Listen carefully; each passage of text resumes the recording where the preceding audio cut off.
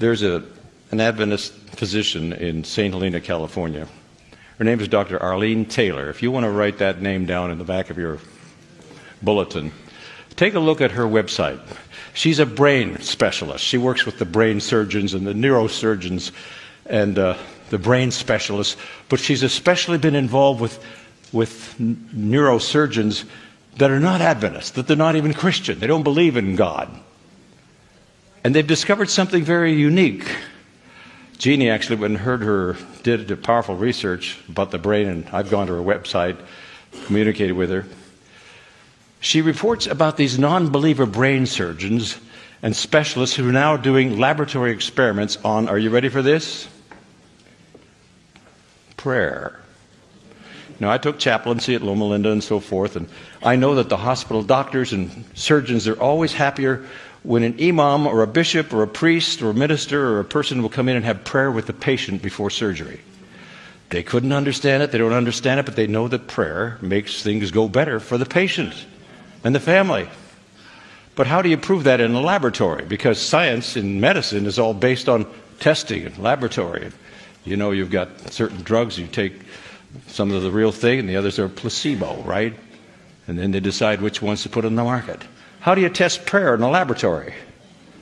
You know, Ellen White says something about this. She says that when we pray, the brain emits electrical impulses. Now, I personally believe that God has a great big cosmic computer, and that big screen, he can catch those prayers, and he can also communicate with me that way. But scientists now, Dr. Taylor says this, in blind studies, they have put these electrodes on your head so that when you pray for someone who's in intensive care in the Orlando hospital, maybe they're even semi-conscious, they don't even know.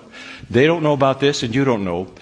But when you pray a prayer for anyone, the instant you pray, something happens in the brain of that person you're praying for. That's scientific evidence now that they don't even want to go there because they don't understand this. It's something spooky. It's something mysterious. But there's power in prayer. And we're not praying anymore. Listen to this. I am not finished yet. Dr. Taylor has also discovered something else very significant.